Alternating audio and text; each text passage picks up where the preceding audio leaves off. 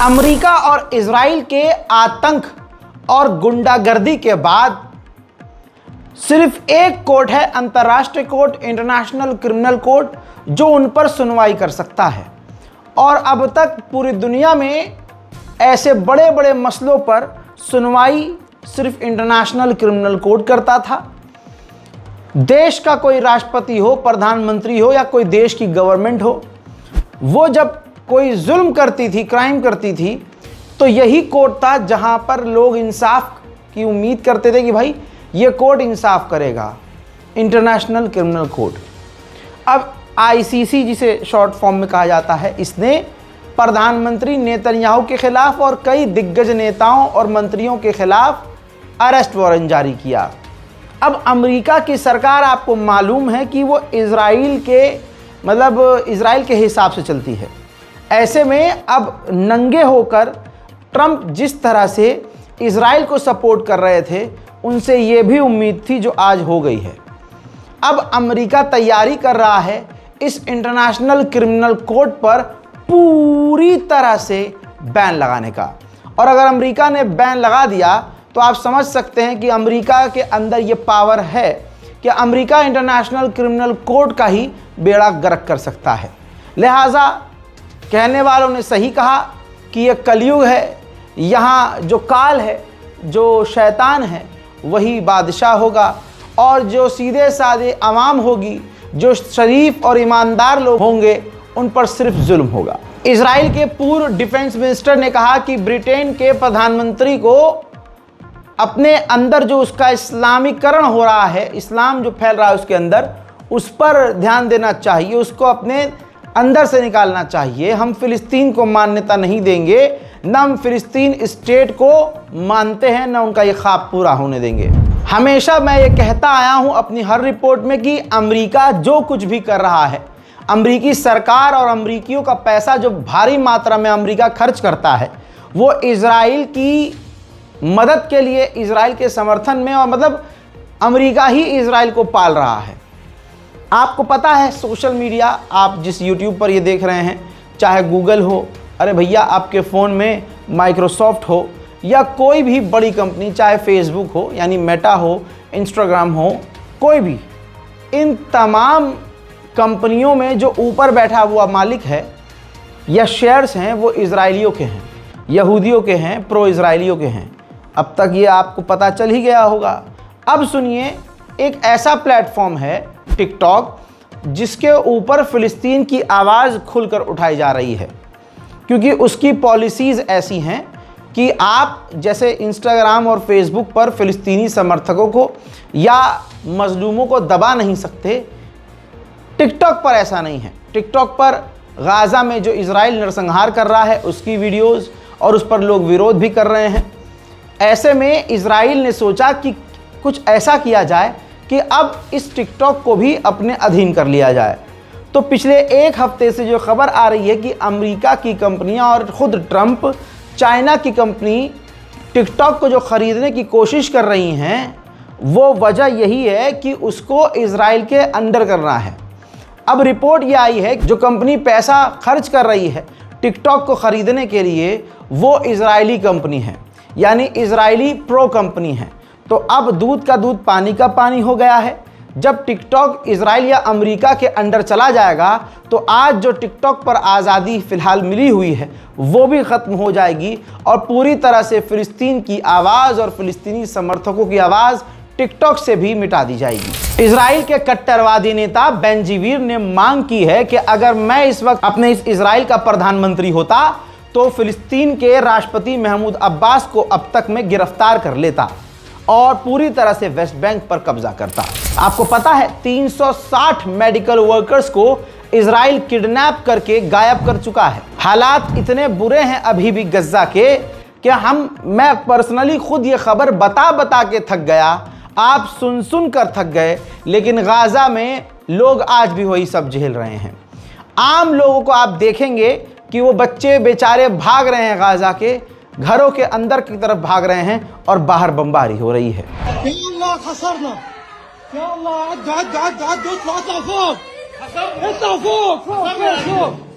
اطلعوا فوق فوق يلا اطلعوا فوق اطلعوا فوق حاضر حاضر حاضر اطلعوا فوق اطلعوا فوق عبد الحميد بسرعة فوق.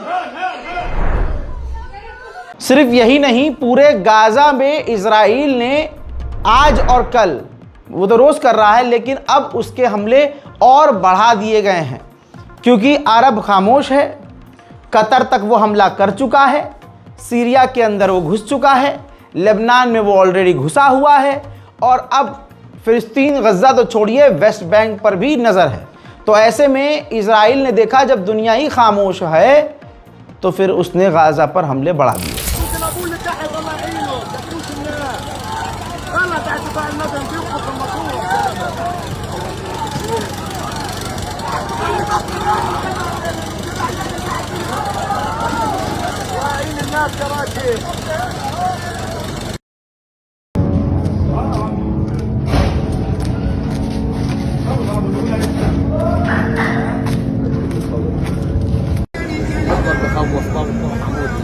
عمود وخير خير.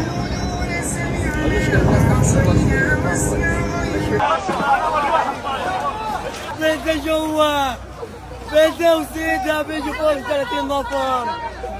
بيتي يا رب.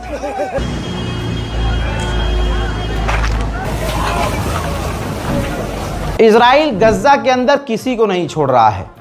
ये जो हमला आप देख रहे हैं, इजराइल ने गाजा में एक मेडिकल फैसिलिटी पर हमला किया है. गाजा के अंदर मेडिकल फैसिलिटीज़ पूरी तरह से तबाह हैं. ऐसे में बची कुची कुछ अगर क्लिनिक, मेडिकल स्टोर्स और ये समझ लीजिए जो हॉस्पिटल क्लिनिक्स हैं, इजराइल जानबूझकर उनको उड़ा रहा है ताकि गाजा के घायलों को इलाज न मिले और वो वैसे ही तड़प कर मारे जाएं. इजराइल पूरी तरह से गाजा को मिटा रहा है ताकि उसकी ज़मीन पर जल्द से जल्द कब्जा किया जाए. सेंट्रल गाजा के अंदर अब इजराइल की फ़ौज पहुंच चुकी है. इसी के साथ इजराइल ने गाजा की बची कुची बिल्डिंगों को तेज़ी से तबाह करना शुरू कर दिया है. हमले के बाद का मंजर मैं आपको दिखाना चाहूँगा.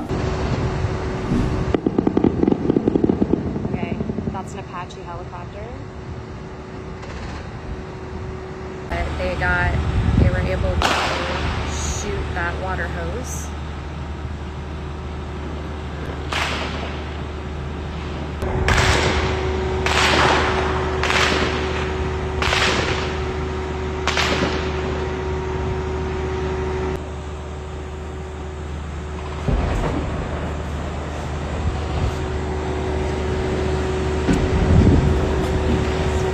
For those of you who are just chiming in, I am a trauma ER nurse from Seattle, Washington. I am currently in Gaza City.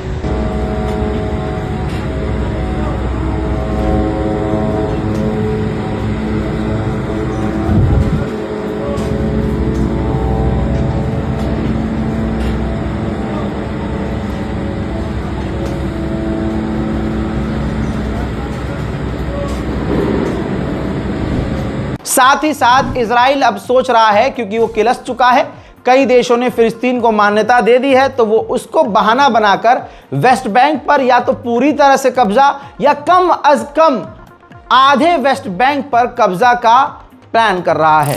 Israeli channel और अमरीकी चैनल, देखिए CNN की रिपोर्ट लगा रहा हूं, अब ये खुलकर खुद मान रहे हैं कि 10% से ज़्यादा आबादी गाजा के अंदर मारी गई है या लापता है. लापता का कोई मतलब नहीं दोस्तों, जाहिर सी बात है मारी गई है. और जब इजराइल खुद इस बात को मान रहा है तो सोचिए ये आंकड़े कितने और बड़े हुए होंगे. उधर इजराइल ने आखिरकार फ्लोटिला को वार्न कर दिया है कि जो फ्लोटिला काफिला गाजा की तरफ बढ़ रहा है, हम उसको गाजा के अंदर आने नहीं देंगे. खुलासा हो गया है, इजरायली अखबारों ने खुद इजराइल की पोल खोली है. आपको पता है इस दुनिया में पैसा चलता है. जंग जब कहीं होती है तो नुकसान ज़्यादा लोगों का होता है, लेकिन कुछ गिने चुने लोगों का फ़ायदा बहुत बड़ा होता है. देखिए ये जो कुछ तस्वीरें आपको नज़र आ रही हैं, ये चेहरों को पहचान लीजिए. इजराइल के अखबारों ने माना है ये अमेरिकी यहूदी बिलियनर्स हैं जो अमेरिका में रहते हैं. लाखों कंपनियों के ये मालिक हैं. पूरी दुनिया में सबसे अमीर लोगों में ये शुमार होते हैं और ख़ासकर अमेरिका के ये बिलियनर्स हैं. और लेकिन इनका जो बैकग्राउंड है वो यहूदी हैं. वो यहूदी जिनके माँ बाप यहूदी थे, यहूदी रहते हुए इनके पिता, इनके माँ बाप जो है ख़ानदान वाले इज़राइल में रहे और इनकी औलादें आज जो बिजनेसमैन बन चुकी हैं वो अमरीकी बन चुके हैं और अमेरिका में आके रह रहे हैं। रिपोर्ट में ये माना गया है कि यही बिलियनर्स जो गिने चुने हैं यही मोटी फंडिंग कर रहे हैं और गाज़ा के अंदर जो नरसंहार हो रहा है उसका पूरा खर्चा अमेरिकी यही बिलियनर्स उठा रहे हैं। सऊदी अरब ने ऐलान किया था कि वो फ्रांस के साथ 2 स्टेट सॉल्यूशन पर मीटिंग करने वाला है। फ्रांस भी खुद इसमें इंटरेस्ट ले रहा था। अब मीटिंग कंफर्म है कि हाँ, दोनों देशों की और कई देश इसमें शामिल होंगे। तो आपको पता है अमेरिका और इजराइल इस मीटिंग को बायकॉट कर रहे हैं और अपने साथी देशों को डरा रहे हैं, धमका रहे हैं कि इस मीटिंग में 2 स्टेट सॉल्यूशन की मीटिंग में शामिल ना होना। अब ये तो जनाबे मोहम्मद बिन सलमान को समझना चाहिए, जिससे आप कल तक ख्वाब देख रहे थे नॉर्मलाइजेशन का, वो अगला इंसान नंगा होकर आपके सामने खड़ा हो रहा है। वहीं डोनाल्ड ट्रंप को हमास ने ख़त भेजा है कि 60 दिन का सीज़ फायर करने के लिए हम तैयार हैं और उसके बदले हम आधे यहूदी हॉस्टेज को रिहा करेंगे, लेकिन डोनाल्ड ट्रंप यानी आप सीज़ फायर की गारंटी लें। कल लेबनान पर जो इजराइल ने हमला किया वो हमला मैंने बताया था, जिसमें परिवार का मैंने फ़ोटो दिखाया था। खबर ये आई है, लेबनान की गवर्नमेंट ने कंफर्म किया है उस इजराइल के हमले में वो 4 लोग जो मारे गए वो चारों अमेरिकी नागरिक थे और उनमें 3 बच्चे थे। जैसों को तैसा हो रहा है। आज तक अरब मुसलमानों को मारा गया और बच्चों को ज़्यादा मारा गया, लेकिन गिनती कभी नहीं हुई। आज जो लोग मारे गए लेबनान में वो अमेरिकी हैं। जब ये पता चला तो अब ये भी गिना जा रहा है कि उनमें 3 बच्चे भी थे। लेकिन अमेरिका इजराइल के समर्थन में इतना नंगा है कि अमेरिका इस पर भी इजराइल को कुछ नहीं कहेगा। अमेरिकी एनवॉय ने कहा कि हम हिजबुल्लाह के हाथ काट रहे हैं, हिजबुल्लाह हमारा दुश्मन है, ईरान हमारा दुश्मन है, हम ईरान को पीछे खदेड़ रहे हैं ताकि हिजबुल्लाह को फंडिंग ना मिले और ये दोनों ही हमारे दुश्मन हैं। हजरात, नंगेपन की और बेगैरती की और फट्टूपन की इंतहा है। कतर में हमला हुआ, क्या कर लिया कतर ने? आप अपने दिल पर हाथ रखिए और बताइए क्या कर लिया कतर ने। अल्लाह ने जिन्हें पैसों से नवाजा है और आज दुनिया में पैसा ही सब कुछ है, ससुरे पैसे के दम पर भी कुछ नहीं कर पा रहे हैं। अब कतर पता है क्या कह रहा है? कतर कह रहा है कि हम अमेरिका से बात कर रहे हैं ताकि अमेरिका ये गारंटी ले, और अमेरिका से इसलिए बात कर रहे हैं ताकि इजराइल हम पर दोबारा हमला ना करे। ये औकात है इनकी। इजराइल के जो सेटलर्स हैं वेस्ट बैंक के नेबुलस के इलाके तक पहुंच चुके हैं। एक यहूदी ने सेल्फी वीडियो बनाया है वहां पहुंचकर और मांग की है कि जैसा हाल गाज़ा का किया है हमारी गवर्नमेंट ने, वो ही हाल नेबुलस का करे ताकि हम यहाँ पर कब्जा करें और यहाँ पर अपना टेम्पल बना सकें। היום ממש בשעות האלה לפני 25 שנה נטש צה"ל במדינת ישראל את קבר יוסף, את העיר שכם שפה ממש מאחוריי. 25 שנה שיוסף הצדיק פה מופקר בבור. אפשר לראות פה את הכיפה הלבנה ממש פה בהישג יד. אם רק נתעורר, רק נחליט שאנחנו חוזרים, שעל ישראל חוזר בתשובה, משחררים בעזרת השם גם את החטופים, מוחקים כמו שמחקו בעזה, גם מוחקים פה את בלטה, את כל המחבלים, וחוזרים ליוסף הצדיק בעזרת השם לשנה טובה ומתוקה, לכתיבה וחתימה טובה। कई देश अभी और भी यूएन के अंदर फिलिस्तीन को मान्यता देने वाले हैं, वेस्ट बैंक को मान्यता मिलने वाली है। अब ऐसे में वेस्ट बैंक की सिक्योरिटी इजराइल ने बढ़ा दी है और यहूदी वहां कब्जा भी करना शुरू कर चुके हैं। 2 दिन पहले बताया था मैंने कि अब बिना बताए यहूदियों को आप देखेंगे अगर तो डीप सर्च करेंगे तो पता चलेगा कि बिना किसी खबर के, बिना चीज़ों को हाईलाइट किए यहूदी वेस्ट बैंक पर कब्जा करना शुरू कर चुके हैं। फिलिस्तीनियों को परेशान करने का कोई ऐसा दिन नहीं है जहां छुट्टी हो कि भाई आज नहीं करेंगे परेशान। ज़रा इस तस्वीर को देखिए। इजरायली जो सेटलर्स हैं वो अपने चरवाहे यानी जो भेड़ बकरियां जानवर हैं वो फ़िलिस्तीन के वेस्ट बैंक के ज़मीनों पर लेके गए, जहां फ़िलिस्तीनियों की ज़मीन है, जहां वो खेती बाड़ी करते हैं। फ़िलिस्तीनियों के खेत में अपने चरवाहों को छोड़कर उनको मतलब जानवरों को छोड़ दिया फिलिस्तीनियों की ज़मीन पर, खेतों में, और उनके खेत तबाह किए जा रहे हैं। बेगैरत मुसलमान अपनी गली की मस्जिद में तो 5 टाइम छोड़िए 2 टाइम जाता नहीं है। फजर की नमाज में आप देखेंगे मस्जिद में 1 या 2 सफ हो जाए बहुत बड़ी बात है। तो ऐसे मुसलमान से आप क्या उम्मीद करेंगे कि वो हमारे पहले किबले के लिए सेंसिटिव होंगे? आई लव मोहम्मद लिखकर पोस्टर एक कंपटीशन की तरह जारी करके जगह जगह पर आई लव मोहम्मद के पोस्टर लगवा के एक कंपटीशन लड़ना ये आसान है, लेकिन 5 वक्त की नमाज पढ़ना यह आज मुसलमानों के लिए मुश्किल है। माफ़ कीजिएगा मुसलमान भाइयों, मैं न मौलवी हूँ, ना आलिम हूँ, ना फाजिल हूँ, ना मैं आप लोगों का कोई टीचर हूँ, लेकिन जो बात पर्सनली ये मैंने फील की है कि जितनी शिद्दत से आज आई लव मोहम्मद हिंदुस्तान के मुसलमान चीख चीख कर रील पर अपलोड कर रहे हैं, इंस्टाग्राम पर अपलोड कर रहे हैं, आई लव हुजूर पाक सल्लल्लाहु अलैहि मोहम्मद लिख के गलियों के चौराहों पर पोस्टर लगा रहे हैं, यह मामला ठंडा होने के बाद वही पोस्टर ज़मीन पे गिरा होगा और इन मुसलमानों को फ़र्क नहीं पड़ेगा। मुझे पता है बहुत लोग इस बात से सहमत नहीं होंगे, चिढ़ जाएंगे, क्योंकि हमारी कौम की सबसे खूबसूरत बात यह है कि उनका ही इंसान अगर सच बोलना शुरू कर दे तो भाई साहब ये पहले मारने आते हैं, सोचते नहीं हो इस बात को कि अगले बच्चे ने कहा क्या है, मेरी औकात क्या है। लेकिन मैं इतना जानता हूं कि अल्लाह की ही ये ज़ात है जिसने मुझे इस काबिल बनाया है कि जिस दौर में कोई किसी की नहीं सुनता, मेरी लाखों लोग सुनते हैं। अब मेरा ये फ़र्ज़ बनता है कि आपके सामने मैं फैक्ट रखूं। जिस कसरत से हम आई लव मोहम्मद हुजूर पाक सल्लल्लाहु अलैहि वसल्लम सोशल मीडिया पर, अपने घर की दीवारों पर, पोस्टर्स पर लिख रहे हैं, ऐसी ही कसरत से अगर हमारी गलियों की, हमारे मोहल्ले की मसाजिद फुल हो जाएं, हम नमाजी हो जाएं, हम इबादत गुजार हो जाएं, तो हमें गले से चीख कर ये बोलना नहीं पड़ेगा आई लव मोहम्मद। अपने किरदार से, अपने अंदाज से, अपनी गुफ्तगू से, अपने लहजे से पता चलना चाहिए कि ये मुसलमान है। सर पे टोपी, ऊंचा पजामा, और ज़रूरी नहीं है कि पेट तक की दाढ़ी हो तभी आपको इंसान मुसलमान कहे, या हुलिये से मुसलमान नहीं। मैं कहता हूँ नज़रिए से मुसलमान बनिए, मैं कहता हूँ ईमान से मुसलमान बनिए, मैं कहता हूँ दिल से, मन से मुसलमान बनिए। और इसके लिए आपको आप पोस्टर लगा रहे हो, उससे ऑब्जेक्शन नहीं है।